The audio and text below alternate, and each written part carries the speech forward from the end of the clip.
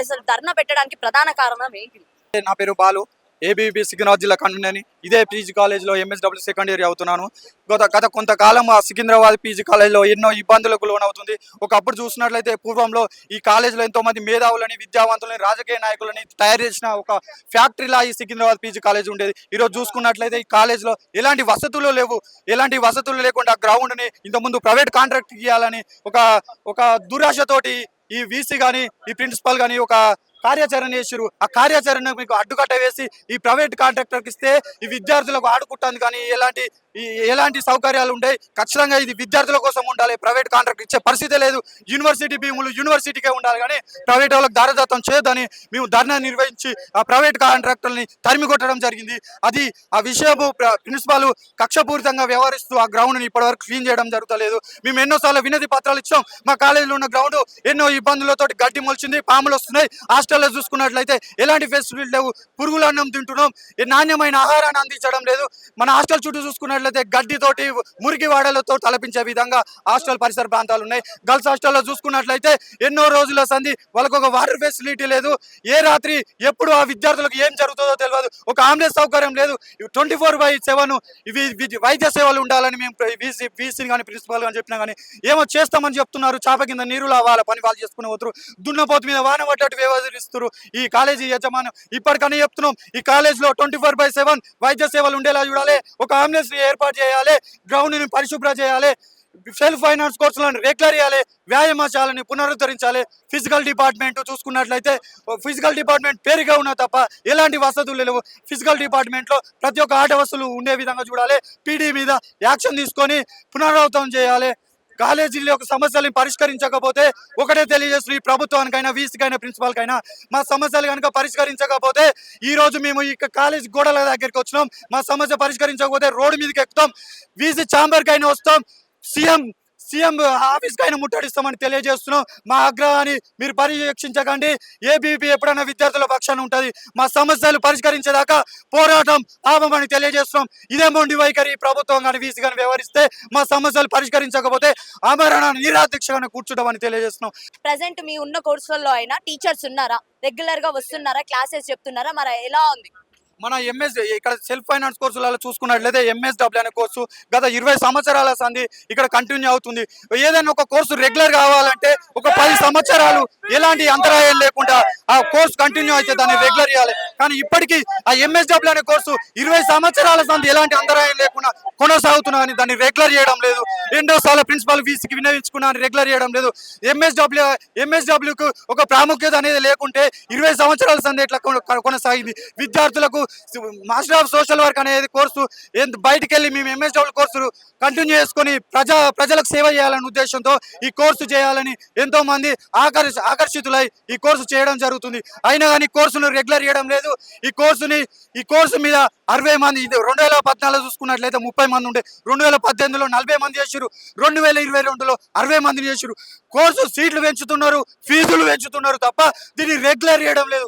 ఫీజుల కోసమే ఫీజు దోపిడీ చేస్తున్నారు. ఈరోజు ఎంఎస్డబ్ల్యూ కోర్సు చూసుకున్నట్లయితే 25,000 కోర్సు ఫీజు, 5,000 రూపాయల కాలేజీ ఫీజు, 30,000 రూపాయలు వసూలు చేస్తారు. ఇక్కడ 60 మంది విద్యార్థులు ఉన్నారు. 60 మంది చూసుకున్నాను 18 లక్షల రూపాయలు ఈ కాలేజీకి మేము కట్టుతున్నాం. అయినా కానీ ఇలాంటి ప్రాముఖ్యత ఉన్న కోర్సుని ఎందుకు రెగ్యులర్ చేయడం లేదు? ఎంఎస్డబ్ల్యూ అని, ఎంకామ్ కానీ, డేటా సైన్స్ అయినా కానీ ఎన్నో ఫైనాన్స్ కోర్సులు, బీబీఏ కోర్సు ఉన్నాయి. ఇలాంటి కోర్సులను ఖచ్చితంగా రెగ్యులర్ చేయాలి. రెగ్యులర్ చేయకపోతే మేము ఈ ఉద్యమాన్ని ఆపమని తెలియజేస్తున్నాం. అంటే స్కాలర్షిప్స్ రావట్లేదా? మీరు ఫీజు రీఇన్వెస్ట్మెంట్ గాను లేకపోతే స్కాలర్షిప్స్ అనేవి ఉంటాయి కదా. మనం చూసుకున్నట్లే 10 ఏళ్ల కాలంలో కేసీఆర్ ప్రభుత్వం మొండి వైఖరి వహించిందని ఆ ప్రభుత్వాన్ని గద్దెదించడం. 76,000 కోట్ల స్కాలర్షిప్ పెండింగ్ లో ఉన్నదని ఆ ప్రభుత్వాన్ని దించి ఈరోజు నూతనంగా కొత్త ఆశలతోటి కొత్త ప్రభుత్వం మనం ఏదో చేస్తుంది, మన భవిష్యత్తులు మారుతాయి అనే ఉద్దేశంతో ఈ ప్రభుత్వాన్ని తెచ్చుకున్నాం. ఇప్పుడు చూసుకున్నట్లయితే 10,000 కోట్ల ఫీజు రీయింబర్స్మెంట్ స్కాలర్షిప్లు పెండింగ్ లో ఉన్నా సరే ఇప్పటి వరకు రేవంత్ రెడ్డి ఇంత స్పందిస్తలేడు. ఈ స్కాలర్షిప్లను విడుదల చేస్తలేడు. ఈ స్కాలర్షిప్లు విడుదల చేసి యూనివర్సిటీలకు నిధులు కేటాయిస్తే ఈ కాలేజీలో ఉన్న ప్రతి ఒక్క సమస్య పరిష్కారం అవుతుంది. రేవంత్ రెడ్డి ఒకటే తెలియజేస్తున్నాం, స్కాలర్షిప్లు ఫీజు రీయింబర్స్మెంట్ ఎంబడే రిలీజ్ చేయాలి. లేకపోతే మేము ఈ ఏబీవీపీ ఆధ్వర్యంలో ఖచ్చితంగా నేను ముట్టడి చేస్తామని, ఎక్కడికక్కడ మీరు ఎక్కడికి వెళ్ళి అడ్డగిస్తామని తెలియజేస్తున్నాము. చెప్పండి బ్రదర్, అసలు ఏంటి సిచ్యువేషన్ ఎలా ఉంది? అసలు నిజంగానే విద్యా వ్యవస్థ బాగుందా? మీ కాలేజ్‌లో లేకపోతే ఎలా ఉంది? మేము ప్రజెంట్ మేము చదివేది ఒక యూనివర్సిటీ సబ్ క్యాంపస్ లో చదువుతున్నాం. దాదాపు ఉత్తమ ర్యాంకర్లు, దాదాపు మంచి స్కోర్ చేసిన వాళ్ళే ఈ కాలేజీలో చదువుతారు.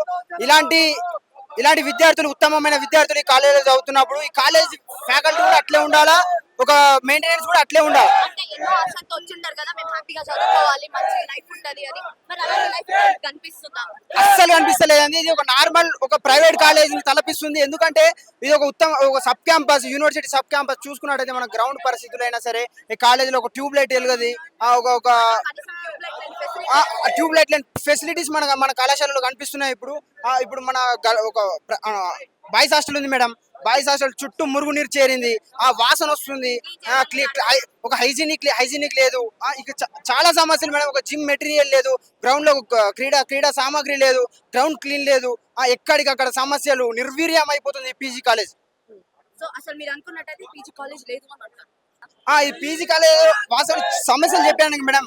మీరే అర్థం చేసుకోండి, ఈ కాలేజీలో సమస్యలు ఇంత ఉన్నాయంటే మీరే అర్థం చేసుకోండి ఈ కాలేజ్ పరిస్థితి ఎట్లా ఉందో. అసలు మీరు ప్రిన్సిపల్ కి ఎన్నిసార్లు కంప్లైంట్ చేశారు మీ సైడ్ నుంచి మాకు ఇలా ప్రాబ్లమ్స్ ఉన్నాయని? గతంలో ఈ ప్రిన్సిపాల్ కొత్తగా ఇప్పుడు బాధ్యతలు చేపట్టిండు అప్పటి నుండి మేము చెప్తానే ఉన్నాం మేడం. ప్రతి సమస్య గ్రౌండ్ పరిస్థితిని అయితే మేము ఎప్పటి నుంచో చెప్తున్నాం. వాస్తవానికి గ్రౌండ్ ని అమ్మేసే ప్రయత్నం చేసిర్రు.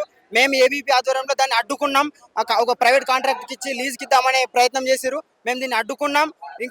ఇక మీద కూడా అడ్డుకునే ప్రయత్నం చేస్తూనే ఉంటాం. ఎందుకంటే కాలేజ్ అభివృద్ధి మాకు ముఖ్య లక్ష్యం ఏబీపీకి. సో ఏబీపీ విద్యార్థులకు ఎప్పుడు ఎలాంటి సమస్య వచ్చినా కానీ ఏబీపీ ముందుండి సమస్యల్ని సాల్వ్ చేస్తారు. మనతో పాటు అయితే గర్ల్స్ కూడా ఉన్నారు. సో ఫస్ట్ వాళ్ళతో మాట్లాడదాం. సో చెప్పండి అమ్మా, అసలు ఏ ఇయర్ చదువుతున్నారు మీరు? ఎప్పటి నుంచి చదువుతున్నారు? Myself Akshaya from BA second year. So మేము ఇక్కడ రోడ్ పైనకి రావడానికి రీజన్స్ ఏంటంటే ఇన్ఫ్రాస్ట్రక్చర్ బాగాలేదు, స్కాలర్షిప్స్ రావట్లేదు, అండ్ మా గ్రౌండ్ బాగాలేదు. సో ఇంకా హాస్టల్స్ వాళ్ళు కూడా చాలా, యాక్చువల్లీ నేను హాస్టల్ కాదు బట్ హాస్టల్స్ వాళ్ళు కూడా మా ఫ్రెండ్స్ చాలా ప్రాబ్లమ్స్ ఫేస్ చేస్తున్నారు. అంటే ఇవన్నీ లేవా హాస్టల్స్? హైజీనిక్గా లేవా అంటే ఉండే వరకు ఉన్నాయి, బట్ అందరికీ అవి నచ్చకపోవచ్చు. సో అట్లా వాళ్ళు కొన్ని ప్రాబ్లమ్స్ ఫేస్ చేస్తున్నారు. At the same time coming to college అయితే మాకు వాష్రూమ్స్ అసలు ప్రాపర్గా లేవు. 4 వాష్రూమ్స్ ఉన్నాయి. అండ్ ఇక్కడ అసలు మీ స్ట్రెంత్ ఎంత ఉంటుంది గర్ల్స్ ది? ఓన్లీ బిఏ సెకండ్ ఇయర్ మా గ్రూప్ మాత్రమే ఒక 40 ఉంటారు స్ట్రెంత్ గర్ల్స్. అలా అన్ని గ్రూప్స్లో అప్రాక్స్ ఒక 20 వేసుకున్నా మాకు 4 వాష్రూమ్స్ సరిపోవు. అట్ ద సేమ్ టైం మాకు ఇప్పుడు జూనియర్స్ వచ్చినారు. ఇప్పుడు మేము ఫేస్ చేసే ప్రాబ్లమ్స్ వాళ్ళు కూడా ఫేస్ చేస్తే కాలేజ్ పైన ఇంప్రెషన్ పోతుంది. ఒకటి ఎక్స్పెక్ట్ చేసేసి వస్తే మినిమం వాష్రూమ్స్ కూడా లేవు అనేది మా problem. At the same time మాకు ఎడ్యుకేషన్ ఎంత ఇంపార్టెంటో గ్రౌండ్ కూడా అంతే ఇంపార్టెంట్. సో గ్రౌండ్ బాగాలేదు, అది కూడా ఇది చేయాలి, అంటే లైక్ మంచి చేయాలి. అట్ ద సేమ్ టైం మాకు స్కాలర్షిప్స్ వల్ల మేము చాలా ప్రాబ్లమ్స్ ఫేస్. కంప్లైంట్ చేస్తారా ప్రీవియస్ గా మాకు ఇలాంటి ప్రాబ్లమ్స్ ఉన్నాయి, వాష్రూమ్స్ గురించి ఉన్నాయి కాస్త మీరు ప్లీజ్ చూడండి అని చెప్పి లెటర్ రాయడం ప్రిన్సిపల్ యాక్చువల్ 1 ఇయర్ అయితే మేము ఫస్ట్ ఇయర్ అప్పుడు ఏమని రెస్పాండ్ ప్రిన్సిపల్ అన్నారు ఆఫ్టర్ 6 months తర్వాత చేస్తా అని చెప్పారు. 6 months తర్వాత 6 months అయిపోయింది already. అయిపోయింది 1 year అవ్వడానికి వస్తుంది. 1 year అయిపోవడం. సో మీరు కూడా సెకండ్ ఇయర్. Yeah. సో అసలు మీరు అనుకున్నట్టుందా, ఎక్స్పెక్టేషన్ ఉంటుందా ఇక్కడ కాలేజ్? అంటే బయట చూసి వచ్చేస్తాము బాగుంది పెద్ద యూనివర్సిటీ అని, లోనికి వచ్చినాక తెలుస్తుంది. బాగుంది కానీ ఇక్కడ మేము అనుకున్నట్టయితే లేదు. స్టడీస్ కానీ క్లైమేట్ కానీ మొత్తం ఏది మేము అనుకున్నట్టు మేము ఎక్స్పెక్ట్ చేసింది అయితే లేదు. అంటే స్టడీస్ విషయానికి వస్తే మీకు లెక్చరర్స్ వస్తున్నారా రెగ్యులర్ గా? వస్తున్నారు బట్ కానీ క్లాసెస్ స్ట్రిక్ట్ గా జరగట్లేదు. క్లాసెస్ స్ట్రిక్ట్ గా జరగట్లేదు. ఓకే. వాట్ అబౌట్ తర్వాత ల్యాబ్స్ అలాంటివి కొంతమందికి ఉంటాయి కదా, దానికైనా కరెక్ట్ గా అంటే లైక్ ఇన్ఫ్రాస్ట్రక్చర్ ఉందా లేదా? మరి లేదు. లేదు, దానికి కూడా ఇన్ఫ్రాస్ట్రక్చర్. వాట్ అబౌట్ స్పోర్ట్స్ అని చెప్పి ఇందాక మీరు అన్నారు కదా. స్పోర్ట్స్ కంప్లీట్ గా లేవు. అవి మా ఇంట్రెస్ట్ ఉంటేనే మేము వెళ్ళి ఆడుకోవడం. సో అది ఒకటి వాళ్ళకి ఉండేసరికి ఇంకా కంప్లీట్ గా మా గ్రౌండ్ ని పట్టించుకోవడం లేదు. ఇప్పుడు ఎవరైతే ఉన్నారో లైక్ మా పీజీ స్టూడెంట్స్ వాళ్ళు ఉన్నప్పుడు కాలేజ్ వేరేలాగా ఉంది. లైక్ వాళ్ళు ఎప్పుడు మాతో చెప్తుండే అనమాట, ఇప్పుడు కాలేజ్ ఇట్లా అయింది, మేము ఉన్నప్పుడు ఇట్లా లేకుండే. సో ఎందుకు మరి వాళ్ళకి అట్లా ఉంది మాకు ఇట్లా ఉంది? లైక్ మేము కూడా స్టూడెంట్సే కదా, వాళ్ళతో ఈక్వల్ గానే కదా. సో ప్రతిదీ మాకు కూడా అంతే ఈక్వాలిటీ అనేది ఉండాలి కదా. ఇప్పుడు వాళ్ళకి ఉంది అని కాదు కానీ లైక్ మాకు మంచిది ఉండాలి అనేది ఒకటి. లైక్ ఇప్పుడు ఉంటే చాలా మంది వెళ్ళి ఆడుకుంటాం. ఒకసారి మీరు మా గ్రౌండ్ చూస్తే చాలా పెద్దగా ఉంటుంది, కాలేజ్ స్టూడెంట్స్ అందరూ కూడా అందులో పట్టే అంత ఉంటుంది. బట్ ఏంటంటే ఎంత ఉంటే ఏం లాభం? మేమేమి యూటిలైజ్ చేసుకోలేని, మాకు యూటిలైజ్ చేసుకోవాలి అని ఉన్నా కూడా చేసుకోలేని సిచ్యువేషన్ ఇప్పుడు మాది. సో ఇవన్నింటినీ కొంచెం తీసుకొని మాకు మా సైడ్ కొంచెం ప్రాపర్ గా చేస్తారేమో అని చెప్పేసి మేము ఇదంతా చేయడం జరుగుతుంది అనమాట ఇప్పుడు. సో ఇది ఇక్కడ సిచ్యువేషన్ ఏంటిదనంటే మాత్రం కనీసం ఆడవాళ్ళు ఎవరైతే ఉన్నారో వాళ్ళకి మినిమమ్ వాష్రూమ్స్ లేకుండా ఉండడము. అండ్ ఈ వాష్రూమ్స్ లేదు అని కాకుండా ఏంటిది అని అంటే ఒక్క క్లాస్లో 40 మంది అని అంటే దాదాపు ఇక్కడ చాలా రకాలైన కోర్సులు ఉన్నాయి. ఆ కోర్సుకి ఒక్కొక్క సెక్షన్ నుంచి అమ్మాయిలే 40 మంది ఉంటే మరి ఎలా మేము వెళ్ళాలి వాష్రూమ్స్ కి? అసలు ఇది కూడా మాకు ప్రాబ్లం అవుతుంది. మేము చెప్పి కూడా 1 ఇయర్ అవ్వడానికి వచ్చింది. అసలు ఇప్పటిదాకా ప్రిన్సిపల్ నుంచి రెస్పాండ్ లేదు కాబట్టి ఈ రోజు మేము రోడ్ల మీదకి వచ్చాం. ఇదే కాకుండా మా హాస్టల్ పరిస్థితి కూడా అధ్వానంగా ఉంది. మేము అసలు ఏదైతే హాస్టల్లో ఉన్నామో మేము ఉండలేకపోతున్నాము. మొత్తం చుట్టూ ఏదైతే మురికి నీళ్ళు ఉంటాయో అవన్నీ చుట్టూ వచ్చేసి ఆ స్మెల్ వస్తుంది. ఇలా ఉంటే మేము ఇంకా ఎలా చదువుకోవాలి ఇక్కడ అని చెప్పి అయితే వాళ్ళు ఇప్పుడైతే వాళ్ళు రోడ్డు మీదకి వచ్చి మరి ధర్నా చేస్తున్నారు. నెక్స్ట్ ఒకవేళ ఇదే కనుక కంటిన్యూ అయితే మాత్రం ప్రభుత్వం రెస్పాండ్ అవ్వకపోతే వీళ్ళు మాత్రం ఇంకా కొన్ని హెచ్చరికలు అయితే చేస్తున్నారు. ఖచ్చితంగా మేము నెక్స్ట్ రోడ్డు మీదకి ఎక్కుతాం. ఆ తర్వాత కావాలి అని అంటే రేవంత్ రెడ్డి వాళ్ళ ఇంటికే వెళ్ళి మేము ముట్టడి చేస్తామని చెప్పి అయితే ఇక్కడ ఏవీబీపీ స్టూడెంట్స్ అయితే చెప్పుకొచ్చారు.